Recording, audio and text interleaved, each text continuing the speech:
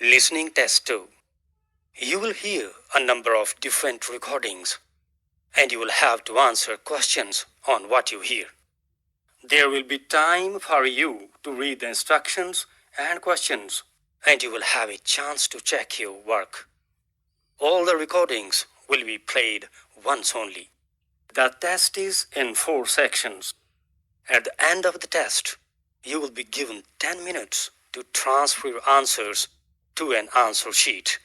Now, turn to Section 1. Section 1. You will hear a conversation between a student accommodation officer and a student. First, you have some time to look at questions 1 to 6.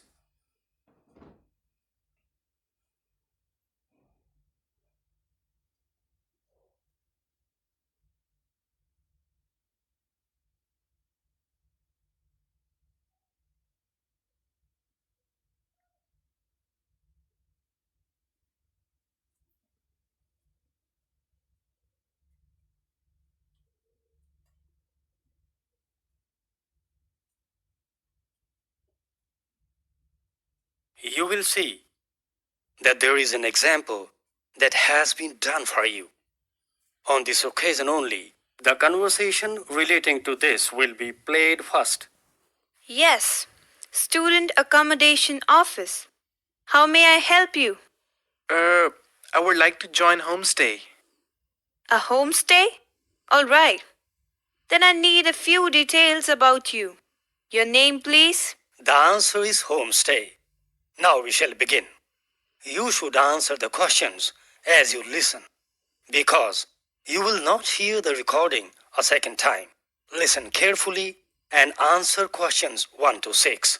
Yes, Student Accommodation Office. How may I help you? I would like to join a homestay. A homestay? All right. Then I need a few details about you. Your name, please? My name is Jatin Singla. Could you spell your family name? Yes, it is Singla. Singla. And your first name? It is Jatin. That is Jatin. Yes, I got it. Now, you are male. And how old are you? I'm 18 years old. My date of birth is 13 September 1997. Fine. What is your nationality? I'm Indian. All right. Could I get your passport number? Sure. The number is, yes, it is L8467031. Where do you live now? I live in the college accommodation. That is, room number 23B. Okay. Now, for how long will you need the homestay? Approximately 6 months. Fine. What course are you enrolled in? I'm doing Bachelor of Business Studies. I'm in my final semester. By the way, why are you looking for a new accommodation now? Oh, I found the college accommodation a bit more crowded. I'm in my last semester and I need to focus on my studies. Before you hear the rest of the conversation, you have some time to look at questions 7 to 10.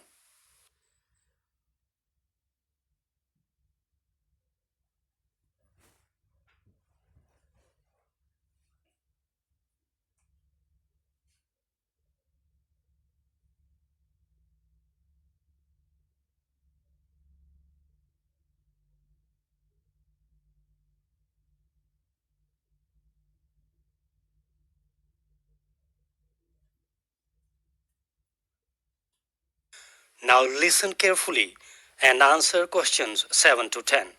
All right. Do you prefer to have a homestay with children or without children? I would rather prefer to have adults around me. Okay. And what about pets? Pets are okay, but not too many. All right. Now tell me about your food preferences. I'm vegetarian, but I use milk and egg. I don't mind what others eat in the family. And what hobbies do you have? I love chess if I have good companion. I also love watching action movies. Good. What about sports? I play volleyball, mainly on weekends. I also tried football, but I didn't like it much. What public transport do you love to use? I prefer train. I have heard buses are very slow. Actually, I'm not familiar with any. Yes, that seems enough. Give me a few hours to check what I have got for you. You may come and get the details this afternoon. Okay, thank you. You're welcome. Bye. Bye. This is the end of section 1. You now have half a minute to check your answers.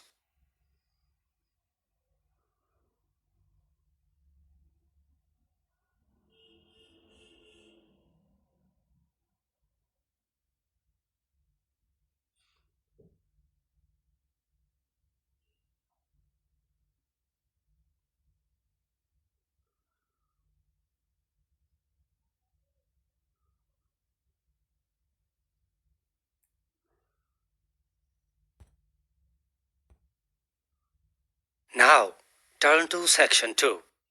Section 2. You will now hear a tour operator talking about a tour program. First, you have some time to look at questions 11 to 15.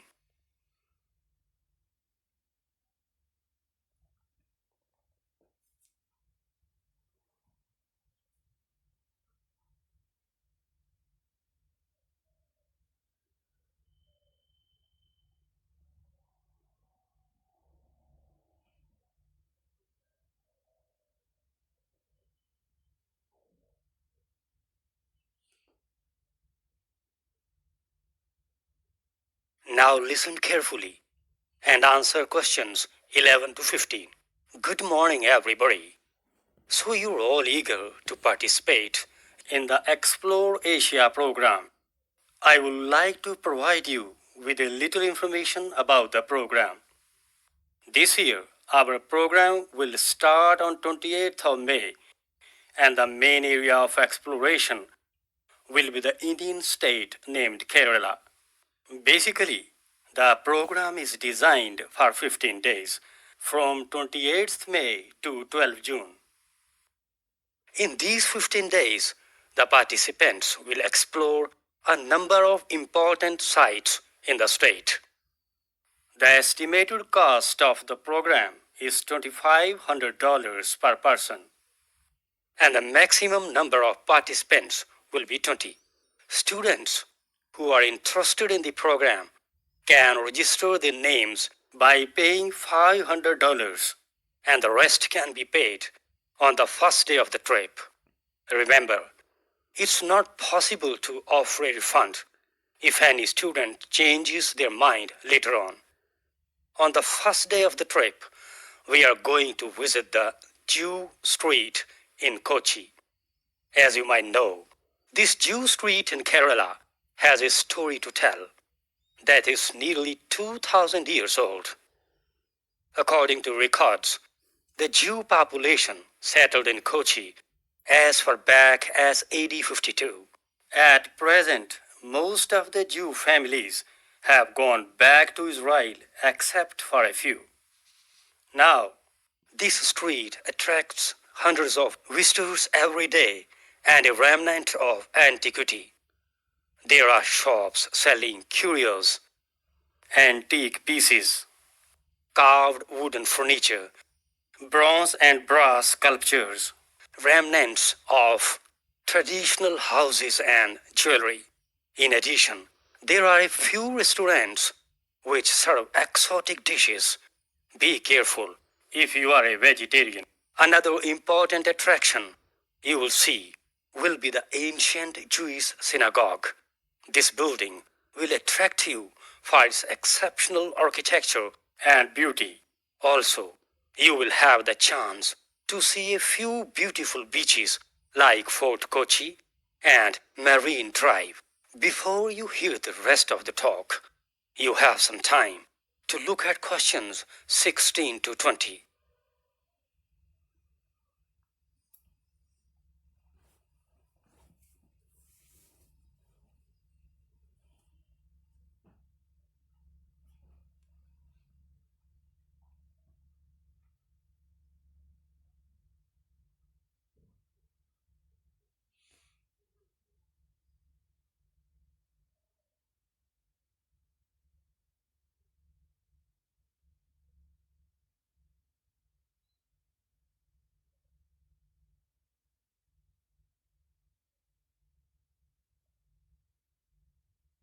Now listen carefully and answer questions 16 to 20. The second place you will explore will be in stark contradiction with the first. Lying some 140 kilometers south of the coastal metropolitan Cochin is the beautiful hill station named Munnar. In Munnar, you will see beautiful hills, valleys, rivers, and waterfalls. From Munnar, we will see some exotic plants and animals by visiting Pampadam Shola National Park, Eraviculam National Park, and Indira Gandhi Wildlife Sanctuary. Traveling through the lush green forest in the lap of nature will rejuvenate you, and at least for a moment you will curse the boring city life. The third and the last stoppage in our trip will be Alapuzaha. This place is known for its backwaters. There, our group will enjoy a day in a houseboat in the backwaters. A few centuries ago, this place was a very busy trade center. Ships from countries like France, Portuguese, China, and Syria swarmed the ports in Alappuzha for products like spices, fish, and other sea products, coir products, and cashew nuts. You will also get a chance to see a few forts built by the French and the British. That's the end of section 2. You now have half a minute to check your answers.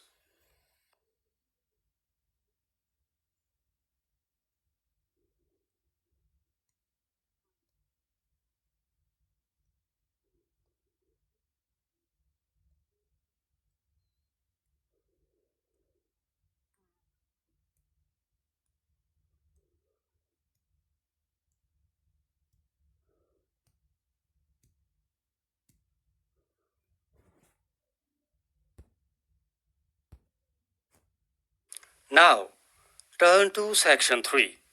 Section 3. You will hear a tutor talking to her students, Joan and Martin.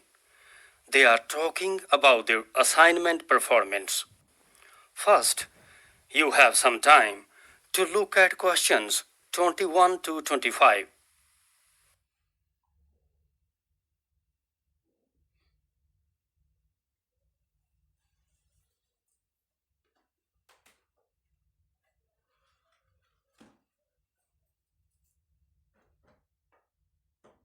Now, listen carefully and answer questions 21 to 25. Hi, Joan and Martin, how are you?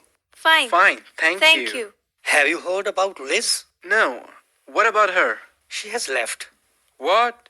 She hasn't told anyone. Yes, she left yesterday. She got a job offer in Toronto. Good. But she could have told us. Yes, she was rather reserved in nature. What job is it? Is it a job of lab technician? I saw her preparing a new resume a few weeks ago. Yes, I think that's the job. Now, what about her examinations? There is just 2 weeks left. She's been given permission to leave as there's only a week to go before the end of the course. But she'll be back for the exam week. Oh, well. We'll just have to catch her on the mobile after class. All right, now let's start our work. We are here to look at your assessment marks for your coursework. I am sure you haven't seen them yet. No, not yet. Congrats, both of you have performed well. Thank you. Julie, you have the highest marks of the year with a starred first. Oh, thank you. And what about me? Well, Steve, you got a first as well. I'm speechless. Before you hear the rest of the conversation, you have some time to look at questions 26 to 30.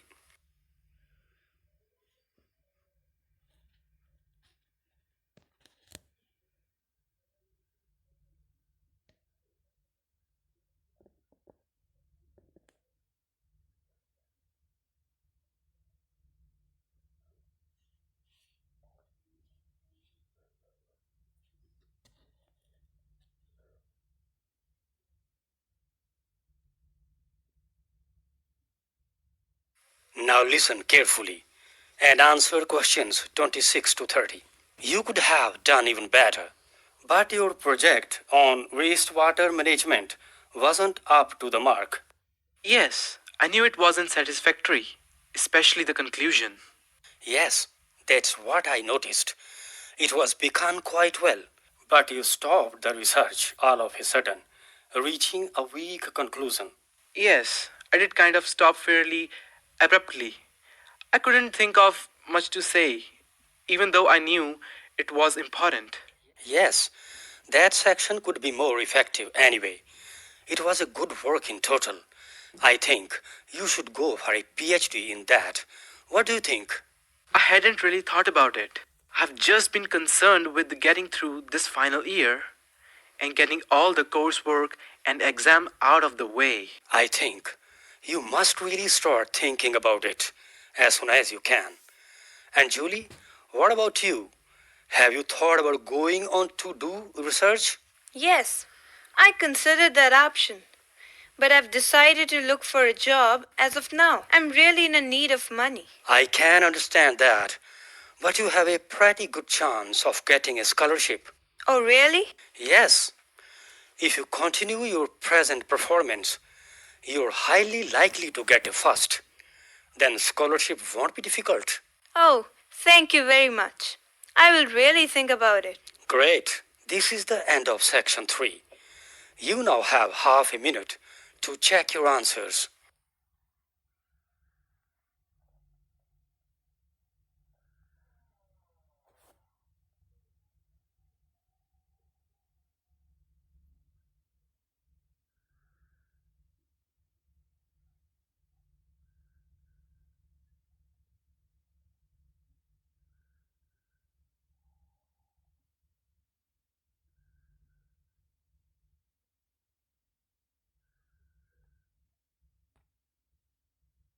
Now, turn to section 4.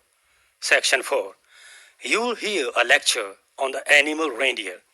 First, you have some time to look at questions 31 to 40.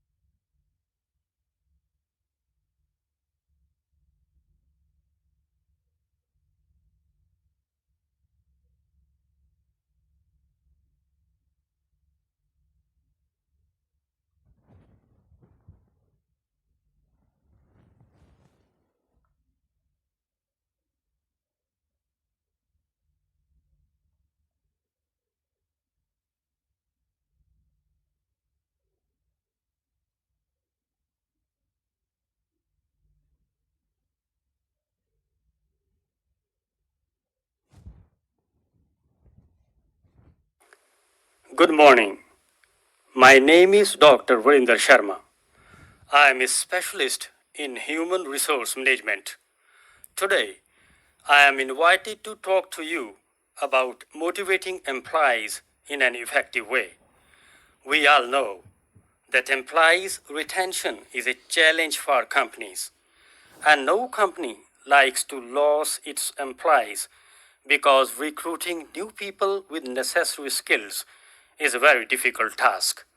Today, we are going to see how to ensure employee satisfaction through assigning suitable goals, ensuring feedback, implementing a personalized reward system, and ensuring transparency. First, let's analyze the way targets affect employee morale. Most managers possess the view that if employees are loaded with more work than they could do, they will try to do their best. This is the reason that makes such managers set unrealistic goals for their staff. However, the mere fact is that unachievable goals will not make employees work hard. It will only make them look for other companies where targets are realistic. In other words, a better solution is to offer employees achievable goals.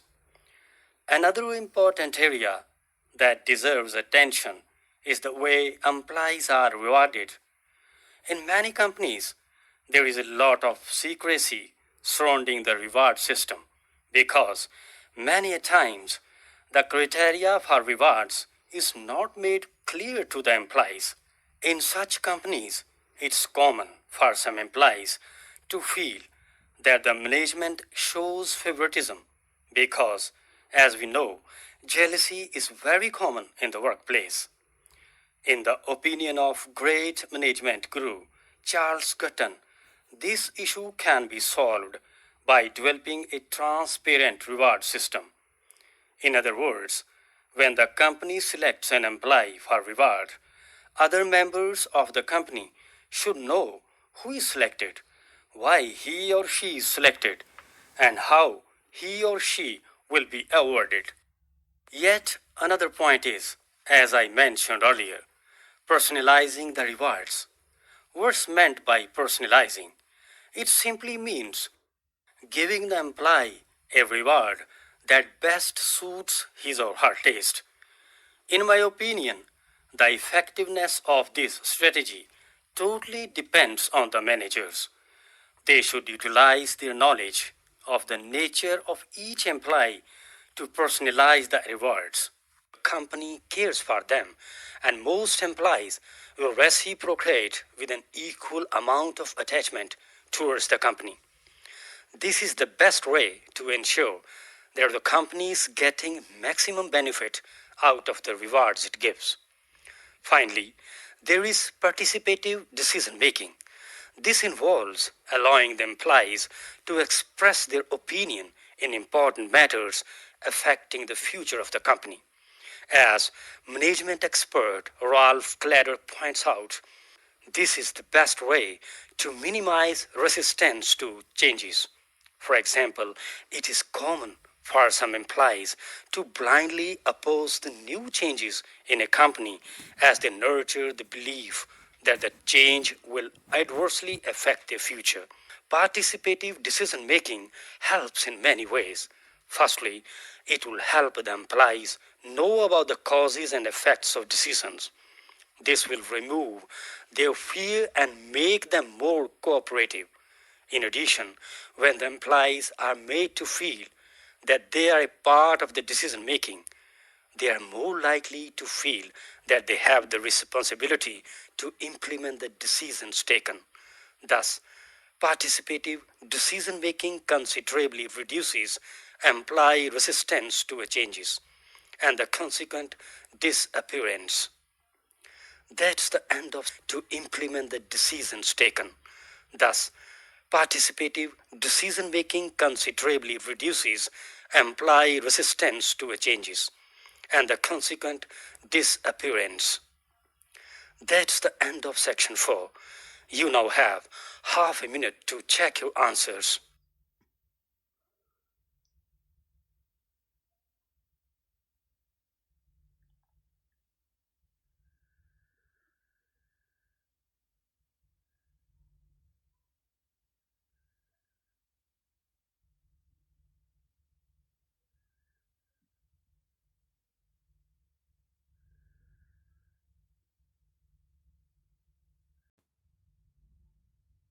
That's the end of the listening test.